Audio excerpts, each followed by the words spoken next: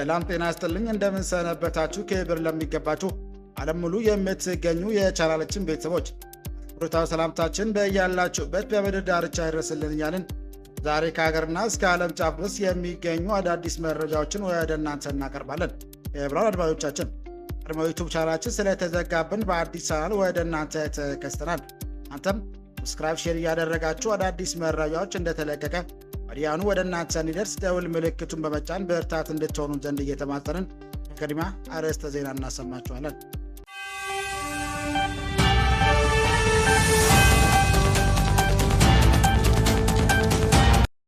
አቶ ጌታቸው ረዳ በጠለም ድርጅትና በህወሓት አመራሮች ላይ ጠንካራ ትችት ሰነዘሩ።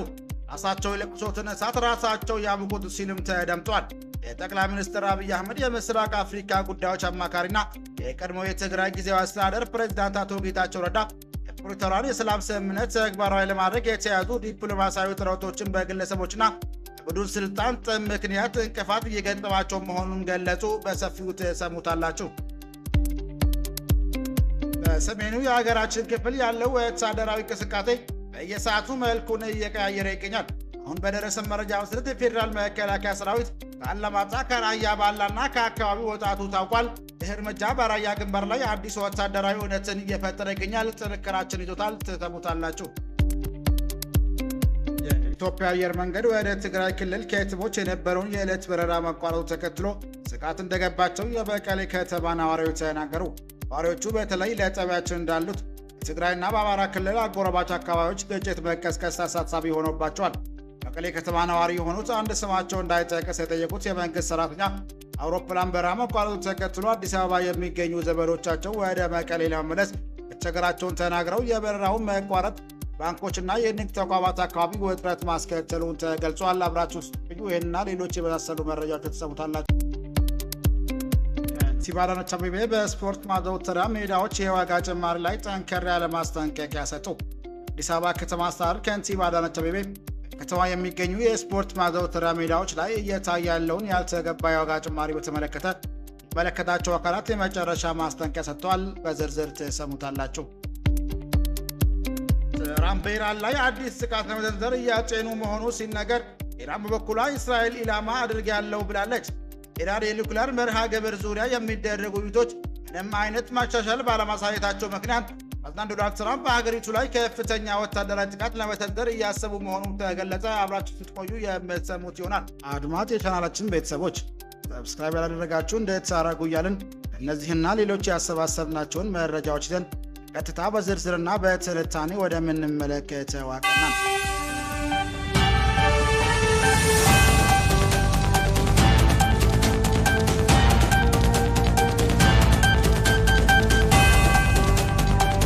ቡድኑ ወደ ጦርነት ለማምራት የሚችለውን ሁሉ እያደረገ ነው ሲል አቶ ጌታቸው ረዳ ተደመጡ። ቀድሞ የትግራይ ጊዜያዊ አስተዳደር ፕሬዝዳንት አቶ ጌታቸው ረዳ ትግራይ ክልል ውስጥ የሚገኙ አንዳንድ ወታደራዊና ፖለቲካዊ አመራሮች ክልሉን ወደ አዲስና አላስፈላጊ ጦርነት እየገፉት ነው ሲል በጽኑ ማስጠነቀቁ። አቶ ጌታቸው በይፋዊ የፌስቡክ ገጻቸው ባሰፈሩት መግለጫ ፕሪቶሪያን የሰላም ስምምነት ተግባራዊ ለማድረግ የሚደረጉ ጥረቶች ክልሉ አመራሮች የስልጣን ጥም ምክንያት እንቅፋት እየገጠማቸው መሆኑን ገልጸው እነዚህ አካላት ለህዝቡ ስቃይ መራዘም በወንጀል ሊጠየቁ እንደሚገባም አሳስበዋል። የቀድሞ ፕሬዝዳንት በመልእክታቸው እንደተቹት አመራሮቹ የግዛት አንድነትን ማስከበርና ተፈናቃዮች መመለስ የሚል ህዝባዊ ጥያቄዎችን ለጦርነት መቀስቀሻነት እንደ ሽፋን እየተጠቀሙባቸው ይገኛሉም ብሏል። ተፈናቃዮቹን የመመለስ ተግባራት በሰላማዊ መንገድ በመተማመንና በከፍተኛ የፋይናንስ ድጋፍ በሚጠይቅ መልኩ መከናወን ያለበት እንጂ ትግራይን ዳግም የጦር አውድማ የሚያደርጉ የትንኮሳ መንገድ መሆን እንደሌለበት በአጽንኦትም ገልጸዋል። በተለይ የክልሉ ወታደራዊ አመራር ላይ ያነጣጠረ ትችት የሰነዘረው አቶ ጌታቸው ረዳ አሁንም የወጣቱን ህይወት ያለምንም ከባድ መሳሪያ ሽፋን ጦርነት በማገድ የቆየ ስህተት የሆነ ስልት መሆኑንም ጠቅሰዋል። ላሽ የያዘ እግረኛን አስቀድመው የምታስጨርሰው የውጊያ ስልት ጠፍቷችሁ ነው ወይስ እነዚህ መድፎች ሌላ ጊዜና ለሌላ አካል ሊሆናችሁ ነው ሲሉ የጠየቁት የቀድሞ ፕሬዝዳንት አመራሩ በህዝብ ዘንድ አለን ለማለት ብቻ የሰው ህይወት እየገበረ መሆኑን በምሬትም ገልጸዋል። የክልሉ ታጣቂዎችና ወጣቶች ጥሪ ያቀረቡት አቶ ጌታቸው ረዳ የታጋዩ ህመምና ህዝባዊ መርህ የርካሽ ፖለቲካዊ ንግድ እንዳይውል ጥንቃቄ እንዲደረግም አሳስቧል። በትግል የመጣው የፕሪቶሪያ ስምምነት ፖለቲካዊ ልዩነቶችን ሰላም ለመፍታት የቀረበ ትልቅ ዕድል መሆኑን በመጥቀስ ታጣቂው ክፍል ተጨማሪ ከንቱ መስዋዕትነትን አንከፍልም በማለት የጦርነት የሚደረገውን ግፍት እንዲቃወምና እምቢ እንዲል አበረታቷል። መጨረሻም አቶ ጌታቸው በትግራይ ስም የሚደረገውና የት መቼና እንዴት እንደሚጠናቀቅ የማይታወቅ ያሉት ትርጉም አልባ እንቅስቃሴ በአስቸኳይ እንዲቆም ጠይቋል። ግጭት በመቆስቆስ ላይ ያሉ አካላት ቆም ብለው እንዲያስቡ እያሳሰበ ራሳቸው የጫሩት እሳት ራሳቸው ይሙቁት በሚል ጠንካራ ማስጠንቀቂያ መልእክታቸውንም ደምድመዋል።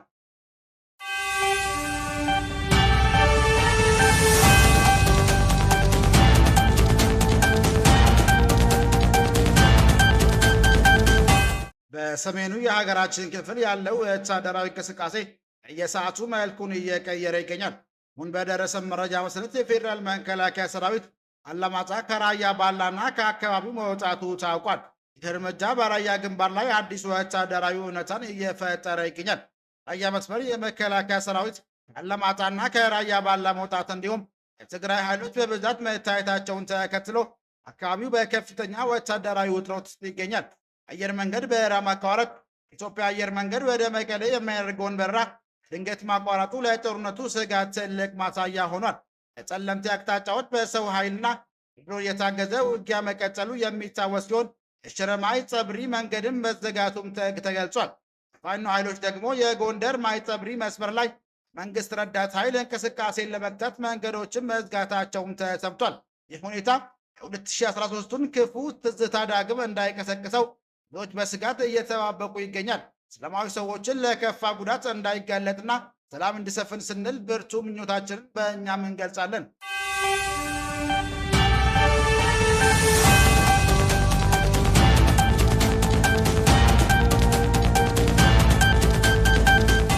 የኢትዮጵያ አየር መንገድ ወደ ትግራይ ክልል ከየትሞች የነበረውን የዕለት በረራ ማቋረጡን ተከትሎ ስጋት እንደገባቸው የመቀሌ ከተማ ነዋሪዎች ተናገሩ።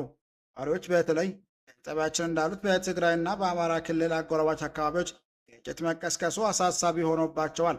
የመቀሌ ከተማ ነዋሪ የሆኑትና ስማቸው እንዳይጠቀስ ሲጠየቁት የመንግስት ሰራተኛ የአውሮፕላን በረራ መቋረጡን ተከትሎ አዲስ አበባ የሚገኙ ዘመዶቻቸው ወደ መቀሌ ለመመለስ መቸገራቸውን ተናግሯል። የበረራው መቋረጥ በባንኮችና የንግድ ተቋማት አካባቢ ውጥረት ማስከተሉንም ገልጸዋል። ከቅርብ ጊዜ ወዲህ በኮታ እስከ 3000 ብር ብቻ ካሽ መውጣት ይቻል እንደነበረ የገለጹት ነዋሪው አሁን እየሰራ ያለው የገንዘብ ማስተላለፍ አገልግሎት ብቻ ነው ብለዋል። ነዋሪው ፍጆታ ቁሳቁሶችን ለመሸመት ጥድፊያ ላይ መሆኑን ነው ነዋሪው የተናገሩት። ከተማዋ በንግድ ስራ መስማራታቸውን የነገሩን ሌላ የከተማ ነዋሪ አዲስ አበባ ወደ መቀሌ በረራ ማቋረጡን ከሰሙ በኋላ ነገሮች በፍጥነት እየተለዋወጡ መሆኑን ገልጸዋል። በተለይ የምግብና ምግብ ነክ ቁሳቁሶች መሸጫ የገበያ አካባቢዎች እንቅስቃሴ ጎልቶ እንደሚታይም ነው የተናገሩት። በተጨማሪም ሰሞኑን በትግራይ አዋሳኝ አካባቢዎች የተንቀሳቀሱ ግጭቶች እንዳሉ የገለጹት ነዋሪው በክልሉ አዲስ ጦርነት እንዳይቀሰቀስ ስጋት ገብቶናል ብለዋል። የጦርነት ምንነት ከእኛ በላይ የሚረዳ የለም ያሉት ነዋሪው በክልሉና በፌዴራል መንግስት መካከል ያለውን ልዩነት ለመፍታት አሁንም አልረፈደም ብሏል። ከሰሞኑ በትግራይና በአማራ ክልል አዋሳኝ አካባቢዎች ግጭት ተቀስቅሶ እንደነበር በማህበራዊ የመገናኛ ብዙሃን በኩል በስፋት ሲሰራጭ ቆይቷል።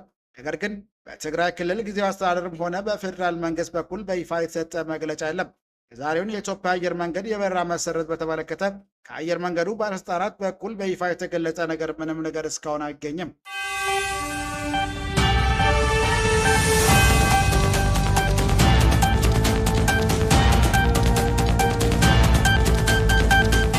እስራኤል ለኢትዮጵያ የውሻ ድጋፍ አደረገች። የኢትዮጵያ ፌዴራል ፖሊስ በአደገኛ እጽ ቁጥጥር የፖሊስ ስራ በከፍተኛ ደረጃ የሚያግዝ አነፍናፊ ውሾችን ኪናይን ከእስራኤል ፖሊስ በድጋፍ አግኝተዋል። የኢትዮጵያ ፌዴራል ፖሊስ የወንጀል መከላከል ጠቅላይ መምሪያ አዛዥ ክቡር ምክትል ኮሚሽነር ጀነራል መላኩ ፈንታ ድጋፍን አስመልክተው ባስተላለፉት መልእክት ከድጋፍ ያገኘናቸው ኬንያኖቹ በቦሌ ኢንተርናሽናል ኤርፖርት በኩል ከተለያዩ የውጭ ሀገራት ወደ ሀገራችን የሚገባውና የሚወጣውን አደገኛ እጽ ለመከላከልና ዝውውሩን ባደገ ውሳኔ ለመቆጣጠር እንደሚያስችልም ተናግረዋል። ተያይዘውም ከኬንያን በመታገዝ ከውጭ ሀገር ወደ ሀገራችን የሚገባውና የሚወጣውን አደገኛ እጽ በተገቢው መንገድ ለመቆጣጠር የኢትዮጵያ ፌዴራል ፖሊስ የጸረ ፈንጂና የአደገኛ እጽ ቁጥጥር መምሪያ ባለሙያዎች በእስራኤል ሀገር በቴል አቪቭ ስልጠና እየወሰዱ መሆናቸውን ተናግሯል። ነፍናፊ ውሾቹ ስልጠናው ወደ ሀገራችን ሲገቡ የ39ኛው አፍሪካ ህብረት መሪዎች ጉባኤ አገልግሎት እንደሚሰጡም ጠቁመዋል። የኢትዮጵያ ፌዴራል ፖሊስ ከእስራኤል ፖሊስ ጋር በመተባበር አደገኛ እጽ ዝውውር በመከላከልና በመቆጣጠር ረገድ በርካታ ስራዎችን እየሰራ እንደሚገኝ ጠቅሰው እስራኤል ሀገር በቴል አቪቭ እየሰጠው የሚገኘው ኬናይኖቹ ወደ ሀገራችን ገብተው ስራ ሲጀምሩ የኢትዮጵያ ፌዴራል ፖሊስ ቦሌ ኤርፖርት እየሰጠ ያለውን አገልግሎት እንደሚያዘምኑ ክብር ምክትል ኮሚሽነር ጀነራል ጨምረው መናገራቸውን የፌዴራል ፖሊስ የተገኘው መረጃ ያመለክታል።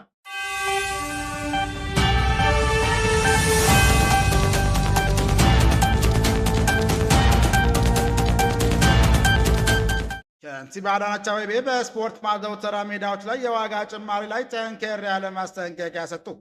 አዲስ አበባ ከተማ አስተዳደር ከንቲባ አዳነች አቤቤ ከተማው የሚገኙ የስፖርት ማዘውተሪያ ሜዳዎች ላይ እየታየ ያለውን ያልተገባ የዋጋ ጭማሪ በተመለከተ የሚመለከታቸው አካላት የመጨረሻ ማስጠንቀቂያ ሰጥተዋል። ከንቲባው ይህንን ማስጠንቀቂያ የሰጡት ከነዋሪዎቹ በተለይም ከወጣቶች ዘንድ በተደጋጋሚ የሚነሳውን የዋጋ ጭማሪ ቅሬታ ተከትሎ ነው። ስፖርት ሜዳዎች ለሕዝቡ አገልግሎትና ለወጣቶች የስፖርታዊ እንቅስቃሴ ተደራሽ መሆን ሲገባቸው አስፈላጊ በሆነ ክፍያ ምክንያት አገልግሎትን ማግኘት አዳጋች እየሆነ መምጣቱን አስተዳደሩም ገልጸዋል። ማስጠንቀቂያው በቀጥታ ለክፍለ ከተማና ለወረዳ አመራሮች እንዲሁም ሜዳዎችን እንዲያስተዳድሩ ኃላፊነት ለተሰጣቸው አካላት እየተላለፈ ነው። ከንቲባዋ እንዳሳሰቡት ከዚህ በኋላ የስፖርት ሜዳዎች አገልግሎት ላይ የሚታዩ ማንኛውም ብልሹ አሰራርና ልክ ያለፈ የዋጋ ተመን አስተዳደሩ በዝምታ አይመለከተውም ብሏል። ሳራቸውን በሚያስተካክልና የህዝባዊ ጥያቄ ችላ በሚል አካላት ላይ አስተዳደራዊና ህጋዊ እርምጃ እንደሚወሰድ የገለጸ ሲሆን ሜዳዎቹ በተመጣጣኝ ዋጋ ለወጣት ክፍት እንዲሆን ጥብቅ ክትትል እንዲደረግም ታዟል።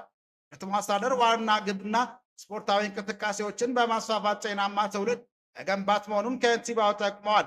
ይህ ሊሳካ ደግሞ በቢሊዮን የሚቆጠር ብር ወጪ የተደረገባቸው ሜዳዎች ጥቂት ግለሰቦች መጠቀሚያ ሳይሆኑ ሰፊ ወጣት በተመጣጣኝና ፍትሃዊ በሆነ ዋጋ አገልግሎት መስጠት እንዳለባቸውም በድጋሚ አረጋግጠዋል። የመጨረሻ ማስጠንቀቂያ ነው የሚሆነው። የስፖርት ቢሮአችን የመጨረሻ ማስጠንቀቂያ ነው የሚሆነው። ስፖርት ሜዳ የሰራ ነው ለህዝብ ነው። ለህዝብ ስፖርት ሜዳ ያስፈልጋል አያስፈልግም ብሎ ጠይቆ ማያቁሉ አሁን በሰራናቸው እንደዚህ በብዙ ትጋት ለህዝብ የሰራ ነው ስፖርት ሜዳ ለህዝብ በትክክል እየቀረቡ አይደለም፣ ተዘግቶባቸዋል፣ ገንዘብ የተጠይቀባቸው ነው ብሎ ሊታቻን ይገባል። ግን ያነሱት ፖይንት ደግሞ እውነትነት አለው። ያልነውን አልሰማ ብላችሁ መመሪያ አወጣ ካቢኔው። መመሪያ ነው ያላችሁ ችግሩ አወጣ ካቢኔው። ዋጋ ተመነ። የስፖርት ሜዳዎችን ለማስተዳደር ትንንሽ ክፍያዎች ወደ ታች አውርዱታል። ኦሪየንቴሽን አልተሰጠ።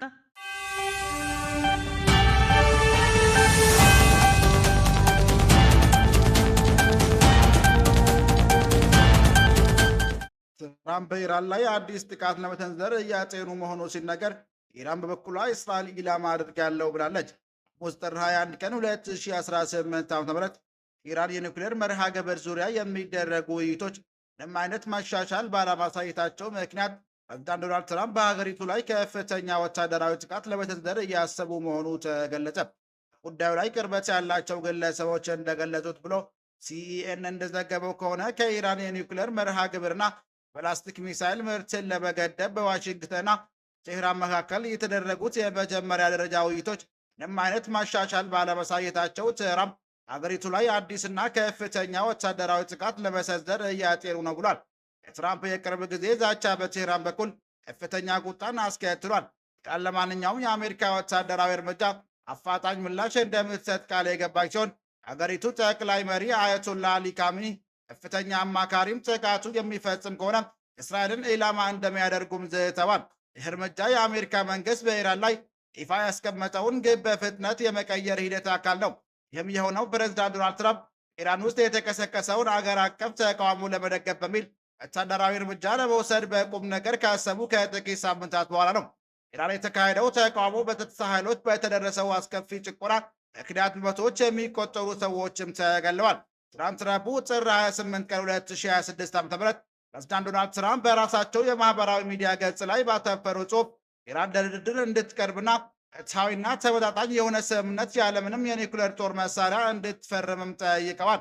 ስማቸው ያልጠቀሰው ምንጮች እንደገለጸው ፕሬዝዳንቱ አሁን ላይ እያጤኗቸው ካሉት አማራጮች መካከል ኢራን መሪዎችና ለተቃዋሚዎች ግድያ ተጠያቂ ናቸው ተብለው የሚታሰቡ የጸጥታ ባለስልጣናት ላይ የሚቃጣ የአየር ድብደባ ይገኙበታል።